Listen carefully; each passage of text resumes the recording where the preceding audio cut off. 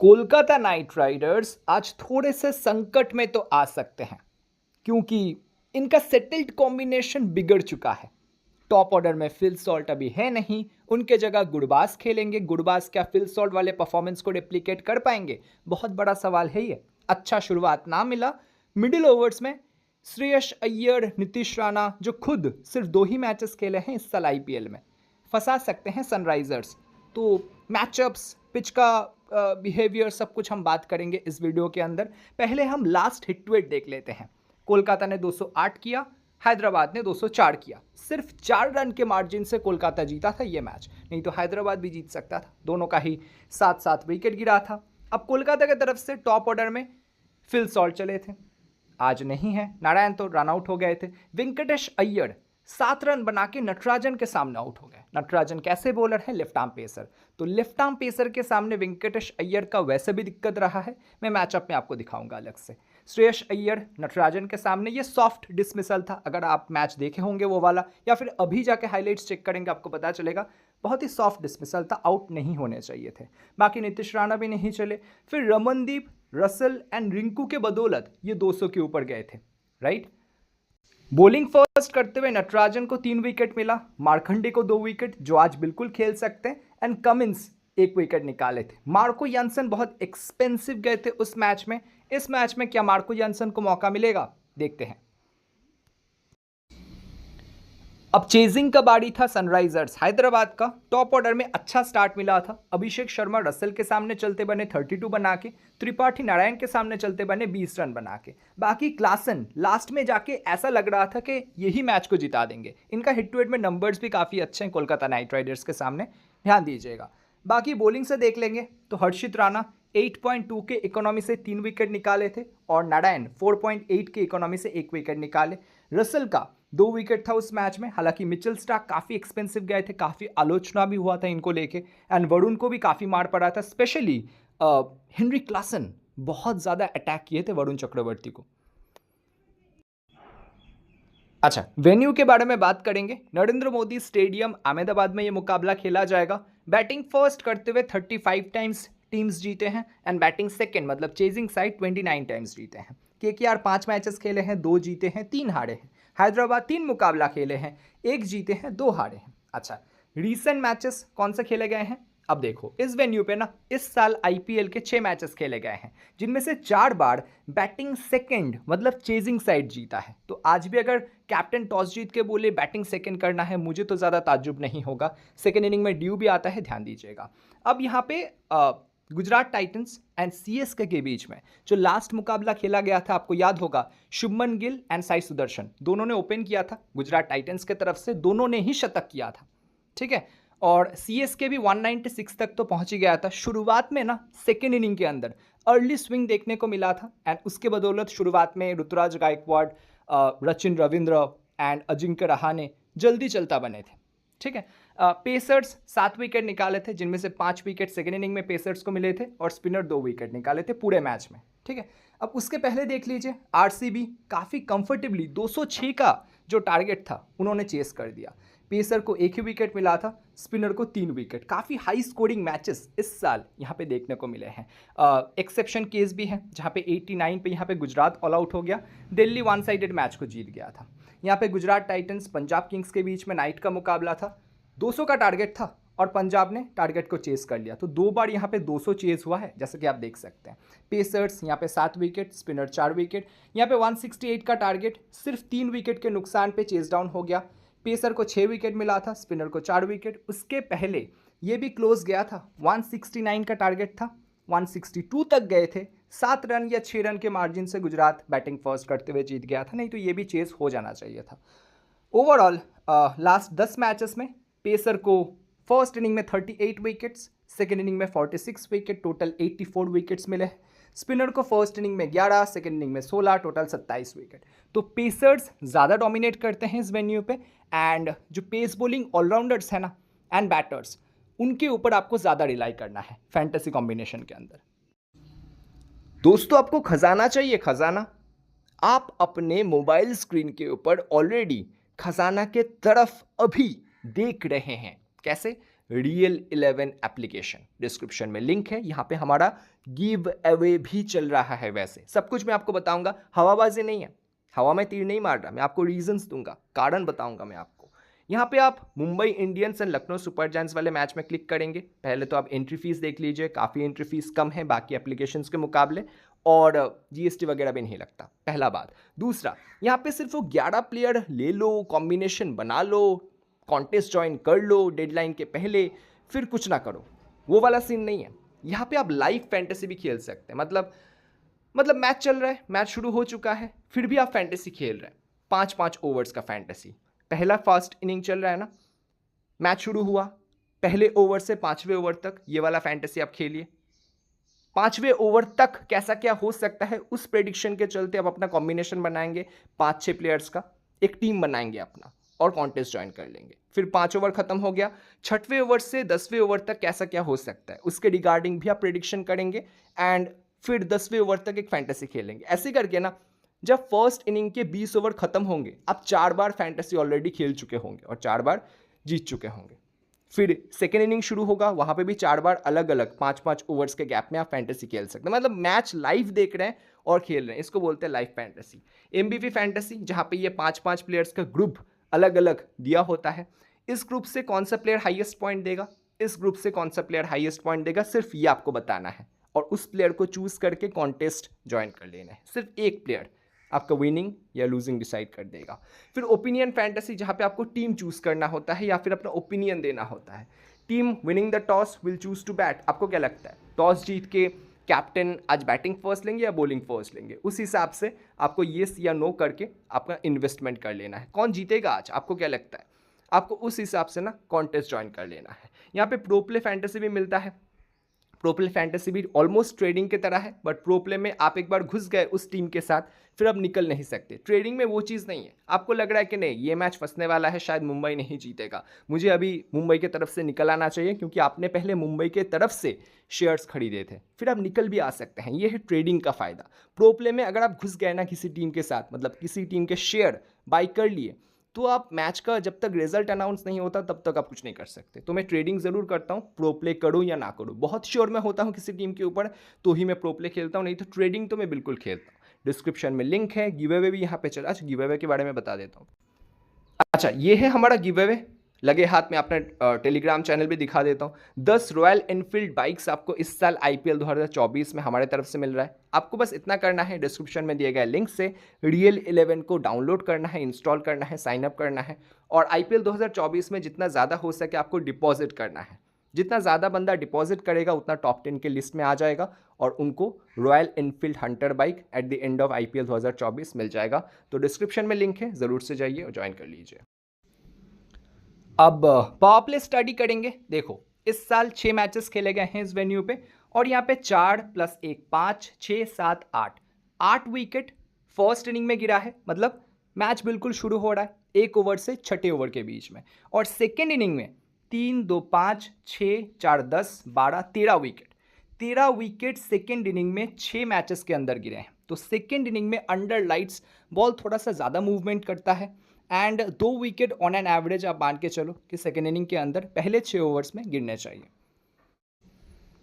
अच्छा, ये है स्टैटिस्टिकल डेटा इस वेन्यू पे। टॉस बेस्ड एनालिसिस, कौन बैटिंग फर्स्ट में कौन बैटिंग सेकंड में, इस वेन्यू पे ज़्यादा अच्छा करता है। मैंने हाईलाइट करके रखा है, आप एक एक करके देख लीजिएगा। श्रेयस अय्यर बैटिंग फर्स्ट में ज़्यादा अच्छा किए हैं। वेंकटेश अय्यर इस वेन्यू पे एक ही बार खेले हैं और अच्छे किए थे। नीतीश राणा 3 में से 1 बार चले हैं। बाकी आंद्रे रसल बैटिंग फर्स्ट करते हुए ज़्यादा अच्छा किए हैं। सुनील नारायण का बॉलिंग से इस वेन्यू पे नंबर्स काफ़ी अच्छे हैं, सिर्फ 1 बार विकेटलेस गए हैं, नहीं तो 2 विकेट से नीचे तो बात ही नहीं किए हैं।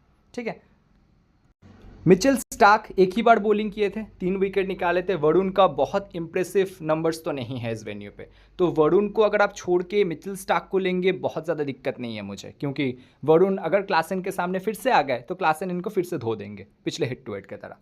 बाकी वैभव अरोड़ा 3 विकेट निकाले थे, डिफरेंशियल प्लेयर के तौर पे आप ट्राई कर सकते हैं। रिंकू सिंह 1 ही बार खेले हैं, नॉट आउट 48। बाकी नीचे और कोई खास नहीं है। हैदराबाद की तरफ से मयंक तो खेलेंगे नहीं। अभिषेक शर्मा, देखिए अभिषेक शर्मा का रिकॉर्ड इस वेन्यू पे बहुत खास नहीं है, स्पेशली बैटिंग सेकंड करते हुए नहीं चले हैं, ध्यान दीजिएगा। बैटिंग फर्स्ट में सिर्फ एक बार चले हैं, मतलब एक ही बार खेले, 29 किए थे। राहुल त्रिपाठी सिर्फ 2 बार चले हैं इस वेन्यू पे, 1 2 3 4 5 6 बार में से 2 बार चले हैं, ठीक है। बाकी ट्रैविस हेड 19 रन किए थे, एक ही बार खेले हैं। हेनरिक क्लासन इस वेन्यू पे दोनों बार ही ऑलमोस्ट चले हैं, यहाँ पे स्टार्ट अच्छा मिला था और यहाँ पे 64 तो करके ही गए थे, ठीक है। बाकी पैट कमिंस के नंबर्स अच्छे हैं इस वेन्यू पे। भुवनेश्वर कुमार का नंबर अच्छा है इस वेन्यू पे, एक बार 4 विकेट, एक बार 5 विकेट और 27 रन भी किए थे, यहाँ पे 2 विकेट भी निकाले थे एक बार, ठीक है। टी नटराजन एक एक विकेट करके निकाले। शाहबाज अहमद का नंबर्स ठीक ठाक है, 15-20 करके देंगे, एक आधा विकेट निकाल लेंगे। Mayank Markande bits and pieces में परफॉर्मेंस किए हैं। मार्को यंसन एक ही बार खेले, 1 विकेट निकाले थे। जयदेव उनतकट का 3 विकेट है, ऐसे करके आप नोटिस कर सकते हैं। अच्छा, हिट टू हेड मैचेस इन दोनों टीम्स के बीच में 26 बार खेला गया है आज तक, जहाँ पे 17 बार कोलकाता जीता है और 9 बार हैदराबाद जीता है। लास्ट 5 में से 3 बार कोलकाता जीता है। अब टॉस बेस्ड एनालिसिस, मतलब हिट टू हेड मैचेस जब भी हुए हैं ना आमने सामने, तब कौन बैटिंग फर्स्ट करते हुए ज़्यादा चले हैं, तब कौन बैटिंग सेकंड करते हुए ज़्यादा चले हैं, उसका डेटा आपको स्क्रीन के ऊपर मिल रहा है। देखो, गुरबाज 2 बार खेला है, दोनों बार ही 0 पे आउट हुआ है, और इनको दिक्कत सबसे ज़्यादा कौन देता है पता है? भुवनेश्वर कुमार। तो Bhuvneshwar Kumar with the new ball under lights यहाँ पे स्विंग होगा, शायद गुरबाज को इस बार भी वो दिक्कत दे, ठीक है। बाकी लेफ्ट आर्म पेसर के सामने भी गुरबाज का दिक्कत है। सामने लेफ्ट आर्म पेसर कौन होंगे? अगर मार्को यंसन खेलते हैं खतरा होगा, नटराजन तो वैसे भी खेल रहे हैं, उनतकट खेलेंगे कि नहीं कोई गारंटी नहीं है, पिछले कुछ मैचेस तो नहीं खेले, तो गुरबाज के ऊपर खतरा तो रहेगा। विकेट कीपिंग सेक्शन में लेना है या नहीं वो आपके ऊपर है। Venkatesh Iyer head to head में बिल्कुल नहीं चले हैं, आप देख लो 1 2 3 4 5 6 इनिंग खेल चुके हैं, एक बार भी 10 के ऊपर नहीं गए हैं हेड टू हेड के अंदर। नीतीश राणा, अब देखो डिफरेंशियल प्लेयर नंबर 1 कौन? पहले तो भुवनेश्वर कुमार हो गए, दूसरा Nitish Rana. Head to head में नंबर्स बैटिंग फर्स्ट ले लो, बैटिंग सेकंड में बहुत अच्छा है, जब भी हैदराबाद के सामने खेलते हैं अच्छा करते हैं, ठीक है। श्रेयस अय्यर 3 में से 1 ही बार चले हैं, 28 किए थे। मनीष पांडे जो कि खेल नहीं रहे, बहुत ज़्यादा क्राइसिस कंडीशन नहीं आ गया, तो मुझे नहीं लगता मनीष पांडे को मौका मिलेगा। Rinku Singh on the other hand एक अच्छे डिफरेंशियल हो सकते हैं, क्योंकि नीचे आके हमेशा अच्छा किए हैं हैदराबाद के सामने, ठीक है। आंद्रे रसल के नंबर्स बहुत अच्छे हैं, बैटिंग प्लस बॉलिंग दोनों तरफ से ये पॉइंट्स देते हैं, आज मेरे कैप्टन ऑप्शन भी हो सकते हैं। बाकी मिचेल स्टार्क एक ही बार खेले हैं, कुछ खास नहीं कर पाए हैं, वो आपको पता ही होगा। 53 रन्स दे दिए थे 4 ओवर में, जो लास्ट हेड टू हेड हुआ था इसी साल। सुनील नारायण के नंबर्स भी ठीक ठाक है, रसल के मुकाबले थोड़ा सा खराब ही है, मतलब रसल के नंबर्स हेड टू हेड में ज़्यादा अच्छे हैं, ठीक है। बाकी वरुण का देखेंगे, बॉलिंग फर्स्ट में फिर भी इफेक्टिव होते हैं, बॉलिंग सेकेंड में उतना भी खास नहीं किए हैं जब भी हैदराबाद के सामने बॉलिंग किए हैं, ध्यान दीजिएगा। वैभव अरोड़ा 2 विकेट, अब वेन्यू पे वैभव अरोड़ा का 3 विकेट था, यहाँ पे 2 विकेट है। हर्षित राणा 1 विकेट और 3 विकेट, मेरे मतलब जो सेफ 11 है ना उनमें हर्षित राणा का प्लेस जगह ज़रूर से बनेगा। बाकी यहाँ पे रमनदीप एक बार खेले हैं, 35 किए थे। हैदराबाद की तरफ चलते हैं, मयंक अग्रवाल तो खेलेंगे नहीं। अभिषेक शर्मा का हिट टू हेड मैचेस में परफॉर्मेंस चेकआउट कर लो, 3 बार चले हैं, 3 बार नहीं चले हैं, ठीक है। राहुल त्रिपाठी केकेआर के सामने एक बार बैटिंग फर्स्ट करते हुए 53 है, और बैटिंग सेकेंड में एक ही बार चले हैं, नहीं तो 15-20 करके ही जाते हैं, ठीक है। एडन मार्करम तो खेल नहीं रहे, हालांकि हिट टू हेड में इनके नंबर्स बहुत अच्छे हैं केकेआर के सामने, एक ही बार नहीं चले हैं, नहीं तो 5 बार चले हैं, ठीक है। बाकी हेनरिक क्लासन का हिट टू हेड में नंबर्स जैसे कि मैंने आपको बताया था बहुत अच्छा है, आप देख ही सकते हैं 36, 63 बैटिंग सेकंड करते हुए, बैटिंग फर्स्ट में 16 नॉट आउट है, तो काफ़ी अच्छे नंबर्स हैं। अब्दुल समाद के भी ठीक ठाक नंबर्स हैं, अगर डिफरेंशियल प्लेयर चाहिए ग्रैंड लीग के अंदर तो अब्दुल समाद हो सकते हैं, नीचे आके छक्के चौके मारेंगे। पैट कमिंस के नंबर भी ठीक ठाक है, एक आधा विकेट लेके ही जाते हैं। भुवनेश्वर कुमार भी डिसेंट रिकॉर्ड रखते हैं, 1 से 2 विकेट का उम्मीद आप रख सकते हैं, स्पेशली अगर गुरबाज को शुरुआत में ले जाए और उनके साथ सुनील नारायण को शुरुआत में लेके जाने में सक्षम हो गए तो शुरुआत में ही 2 विकेट्स लेके जा सकते हैं। भूवी डेथ में तो एक आधा ओवर उनको मिलता ही है, 17वां ओवर या 18वां ओवर ऐसे करके। देखते हैं भुवनेश्वर कुमार को, मुझे तो उम्मीद है उनसे कि 1 से 2 विकेट मिनिमम वो लेके जा सकते हैं। उमरान मलिक का रिकॉर्ड अच्छा है बट वो खेलेंगे नहीं। नटराजन का बॉलिंग फर्स्ट में रिकॉर्ड आप देख ही सकते हैं, हिट टू हेड मैचेस में जब भी केकेआर के सामने खेलते हैं काफ़ी अच्छे नंबर्स हैं। मयंक मार्कंडे वेन्यू पे उतना अच्छे नंबर्स नहीं थे बट हिट टू हेड में नंबर्स काफ़ी अच्छे हैं, इवन पिछले हिट टू हेड में भी ये 2 विकेट निकाले थे इसी साल। मार्को यानसन, इसीलिए बोल रहा था इस बंदे को इस मैच में खिलाओ क्योंकि सामने नीतीश राणा है, जो लेफ्ट हैंड बैटर है, सुनील नारायण है left hand batter, Venkatesh Iyer है left hand batter, Rinku Singh है लेफ्ट हैंड बैटर। स्पेशली शुरुआत में अगर इनिशियल स्विंग निकलवाना है ना, क्योंकि टॉप 3 में तो 2 लेफ्ट हैंड बैटर है, मार्को यान्सन वहाँ पे शुरुआत में जो उनका आउट स्विंगर्स हैं उससे दिक्कत पैदा कर सकते हैं। भुवी भी स्विंग बॉलर होगा और मार्को यान्सन भी स्विंग बॉलर होंगे, तो मार्को यान्सन से शुरुआत में बॉलिंग करवाया जा सकता है, स्पेशली इम्पैक्ट प्लेयर के तौर पे लाया ही जा सकते हैं मेरे हिसाब से। देखते हैं पैट कमिंस कैसे सोचते हैं, मेरे तरह सोचते हैं कि नहीं। अच्छा, अब प्लेयर बैटल्स चेकआउट कर लेते हैं। अब केकेआर के बैटर्स वर्सेस हैदराबाद के बॉलर्स। गुरबाज भुवी के सामने फंसे हैं और यान्सन के सामने फंसे हैं। जैसे कि मैं बोल रहा था, विद द न्यू बॉल अगर आप कोलकाता को अर्ली धक्का देना चाहते हैं शुरुआत में ही, वहाँ पे भुवनेश्वर कुमार एंड और एक स्विंग बॉलर, चाहे आप मार्को यान्सन को खिलाओ या पैट कमिंस आके खुद विकेट लेके जाए, शुरुआत में वो 1-2 विकेट जल्दी गिराना बहुत ज़रूरी है, क्योंकि वो 1-2 विकेट जल्दी गिरेगा। वेंकटेश अय्यर का हिट टू हेड में नंबर्स वैसे भी अच्छा नहीं है, उनको अगर अब जल्दी चलता कर दे तो फिर 3 विकेट जल्दी गिर गया। श्रेयस अय्यर नंबर 4 पे इस साल IPL में बहुत अच्छा तो नहीं कर पाए हैं, तो श्रेयस अय्यर भी फंस के खेलेंगे, प्रेशर क्रिएट होगा, जहाँ पे फिर रसल, रिंकू एंड नीतीश राणा पे बहुत ज़्यादा डिपेंड करना पड़ेगा केकेआर के बैटर्स का। फिर शायद वो 200-220 के तरफ ना देखे, 160-70 के तरफ देखे। अगर 160-70 तक आप केकेआर के बैटर को रोक पाते हैं तो सेकेंड इनिंग में हैदराबाद के लिए काम आसान हो जाएगा, उनके ऊपर ज़्यादा प्रेशर नहीं होगा और हर टीम यही चाहेंगे, राइट।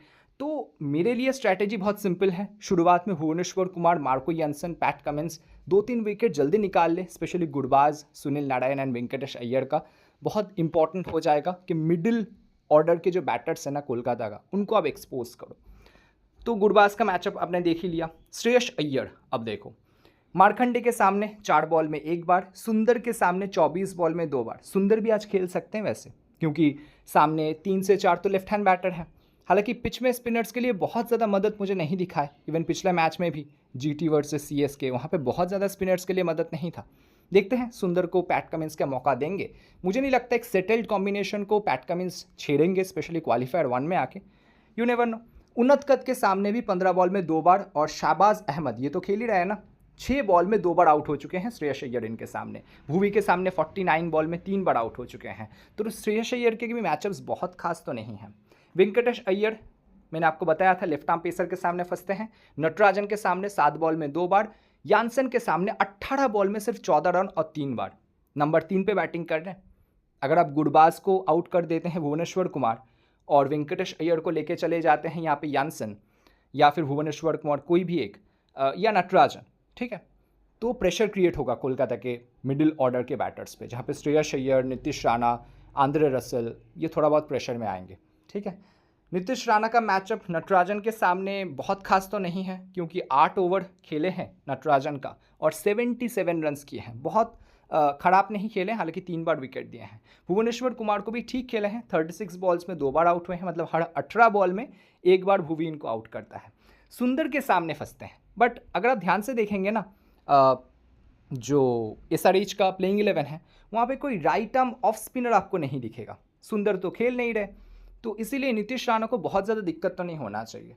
रिंकू सिंह नटराजन के सामने फंसे हैं, 24 बॉल में 39 रन्स और 3 बार आउट हुए हैं। डेथ ओवर्स में इनका आमना सामना होगा, बाकी रिंकू ठीक खेले हैं।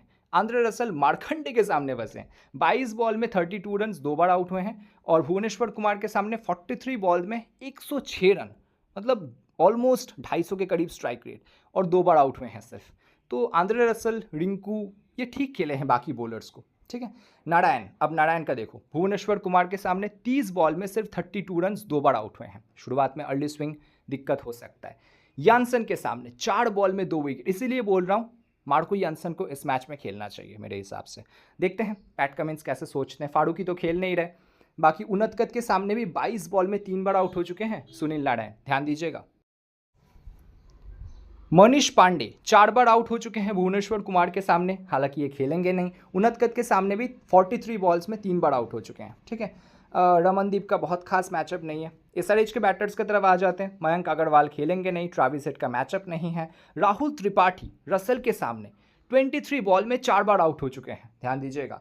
बाकी एडन मार्करम तो खेलेंगे नहीं। हेनरी क्लासन का मैचअप बहुत कोई खास नहीं है। नारायण के सामने 1 बार आउट हुए हैं, बाकी हर्षित राणा के सामने 1 बार, बट 6 बॉल में 15 रन बनाने के बाद वो आउट हुए हैं, ठीक है। अब्दुल समाद का भी बहुत कोई खास मैचअप नहीं है। अभिषेक शर्मा रसल के सामने 9 बॉल में 2 बार आउट हुए हैं, बाकी ठीक खेले हैं। नारायण को भी ठीक खेले हैं, वरुण को भी ठीक ही खेले हैं, 14 बॉल में 28 रन किए हैं, बाकी और कोई मैचअप नहीं है। अच्छा, फैंटेसी कॉम्बिनेशन अब रियल 11 पे बनाने को आएंगे, जहाँ पे हमारा गिव अवे चल रहा है। वहाँ पे कुछ सेट प्लेयर्स, कुछ फिक्स प्लेयर्स मैं आपको पहले बता देता हूँ ताकि आपका काम आसान हो जाए, स्मॉल लीग के लिए स्पेशली। ग्रैंड लीग का नहीं बता रहा, ठीक है। ग्रैंड लीग का बताऊँगा, कुछ ग्रैंड लीग के प्लेयर्स बाद में। अब हेनरी क्लासन यहाँ पे फिक्स्ड है। बैटिंग सेक्शन में फिक्स आप किन को लेंगे? यहाँ पे ट्रैविस हेड को लेंगे डेफिनेटली, यहाँ पे अभिषेक शर्मा को लेंगे डेफिनेटली, ठीक है ना। बाकी ऑलराउंडर सेक्शन से आंद्रे रसल, सुनील नारायण, ये तो फिक्स है ना। नीचे से और कोई फिक्स प्लेयर मुझे तो नहीं दिख रहे। आप चाहो तो नीतीश कुमार रेड्डी को बाद में ले सकते हैं। बॉलिंग सेक्शन में आप पैट कमिंस को बिल्कुल लेंगे। नटराजन का जिस तरीके से हेड टू हेड में नंबर्स हैं उनको आप लेंगे, स्पेशली बॉलिंग फर्स्ट के अंदर। Harshit Rana last head to head में 3 विकेट, इनको आप लेना चाहेंगे। एंड उनके साथ आइदर आप मिचेल स्टार्क को लेंगे क्योंकि पिच में पेसर्स के लिए ज़्यादा मदद है स्पिनर के मुकाबले, या फिर वरुण चक्रवर्ती को लेंगे जो एक सेफ ऑप्शन है क्योंकि कंसिस्टेंटली विकेट्स निकाल रहे हैं। स्टार्क का कब 3 विकेट निकालेंगे, कब कुछ नहीं करेंगे, पता नहीं रहता, ठीक है। तो इन दोनों में से आप किसी एक को ले लेंगे। अब थोड़ा सा डिफरेंशियल जाना है तो वैभव अरोड़ा क्यों नहीं, क्योंकि वेन्यू पे 3 विकेट एक ही मैच खेले हैं, हेड टू हेड में 2 विकेट एक ही मैच खेले हैं। तो अगर शुरुआत में आप Abhishek Sharma, Travis Head and number 3 पे त्रिपाठी, इन तीनों में से कोई एक या दो को जल्दी आउट कर रहे हैं, मतलब अपने टीम में नहीं ले रहे ग्रैंड लीग के अंदर या रिस्की स्मॉल लीग में, तो वैभव अरोड़ा आपके टीम में ज़रूर से होने चाहिए, ठीक है। और शुरुआत में अगर आप गुरबाज, सुनील नारायण एंड वेंकटेश अय्यर को जल्दी चलता कर रहे हैं तो भुवनेश्वर कुमार आपके टीम में ज़रूर से होने चाहिए। तो ये लॉजिकली आप कॉम्बिनेशन बनाने का कोशिश कीजिएगा। अब दोस्तों मेरे स्मॉल लीग के कॉम्बिनेशन में ये 9 प्लेयर आपको सेट दिखेंगे क्योंकि बहुत ही साफ सुथरा एंड सेफ प्लेयर्स हैं एंड परफॉर्मेंस भी कर रही हैं सारे, ठीक है। और इनमें से किसी एक को भी छोड़ना खतरे से खाली नहीं होगा, ठीक है। अब वरुण के जगह आप मिचेल स्टार्क को या वैभव अरोड़ा को बिल्कुल ले सकते हैं, वो एक ही चेंज आप कर सकते हैं इन 9 प्लेयर्स में से, ठीक है। अब 10वां एंड 11वां प्लेयर कौन कौन होगा? बैटिंग सेक्शन में ना मैंने थोड़ा सा रिस्क लिया है और इस मैच में नीतीश राणा को प्रेफर किया है। कारण वही है, सामने कोई राइट आर्म ऑफ स्पिनर नहीं है। नीतीश राणा ज़्यादातर राइट आर्म ऑफ स्पिनर के सामने आउट होते हैं और हेड टू हेड में नंबर्स काफ़ी अच्छे हैं। स्पेशली अगर बैटिंग फर्स्ट हुआ, नंबर 5 तक इनका बैटिंग आ ही जाएगा, तब मैं इनको और भी लूँगा। मुझे तो नहीं पता अभी टॉस में कौन जीतेगा, कौन बैटिंग फर्स्ट ले रहा है, कौन बॉलिंग फर्स्ट ले रहा है। तो नीतीश राणा मेरे 10वें प्लेयर हो जाएंगे। 11वें प्लेयर के तौर पर आइदर मैं नीतीश कुमार रेड्डी को लूँगा। वो बॉलिंग कॉम्बिनेशन देखने के बाद कि आज नीतीश कुमार रेड्डी को 2 से 3 ओवर मिल सकते हैं या नहीं मिल सकते। अगर मिल सकते हैं, फाइनल प्लेइंग 11 देख के लगा कि हाँ नीतीश कुमार रेड्डी आज बॉलिंग करेगा, प्लस नंबर 4 पे तो बैटिंग ये कर ही रहे हैं, तो मैं नीतीश कुमार रेड्डी को ले लूँगा। आइदर नीतीश कुमार रेड्डी या फिर भुवनेश्वर कुमार यहाँ पे एक बढ़िया ऑप्शन हो जाएंगे जो शुरुआत में 2-3 ओवर डालते हैं, डेथ में 1 ओवर डालते हैं 17वें ओवर के करीब करीब, ठीक है। तो इन दोनों में से कोई एक मेरा 11वां प्लेयर होगा। फिलहाल मैं नीतीश कुमार रेड्डी के साथ जा रहा हूँ। इसमें मैं डेफिनेटली चेंजेस करूँगा टॉस के बाद, कौन बैटिंग फर्स्ट कर रहा है, कौन बॉलिंग फर्स्ट कर रहा है, वो देखने के बाद। कैप्टन वाइस कैप्टन डेफिनेटली इन्हीं दोनों में से मैं सीवीसी करूँगा, आइदर इन दोनों में से या फिर क्लासन। इन तीनों को छोड़ के कोई सीवीसी ऑप्शन स्मॉल लीग में मैं कंसिडर ही नहीं कर रहा। कैप्टन आंद्रे रसल क्योंकि पिच में पेसर्स के लिए मदद है, हालांकि इनका 4 ओवर कंफर्म नहीं होता। नारायण 4 ओवर भी करेंगे और ओपनिंग भी करेंगे, तो सेफ कैप्टन जाना है। आप इनको कैप्टन दे दीजिए, वाइस कैप्टन इनको कर दीजिए क्योंकि हेड टू हेड में ना रसल के नंबर्स बहुत अच्छे हैं। आप सीवीसी में से किसी एक चीज़ तो ज़रूर से बनाइएगा रसल को, ठीक है। क्लासन भी ठीक ठाक ही परफॉर्मेंस किए हैं हेड टू हेड के अंदर, इनको भी आप कंसिडर कर सकते हैं। तो इन तीनों में से फिलहाल मैं इन दोनों के साथ ही जा रहा हूँ क्योंकि दोनों ही बैटिंग प्लस बॉलिंग से पॉइंट्स देंगे, ठीक है।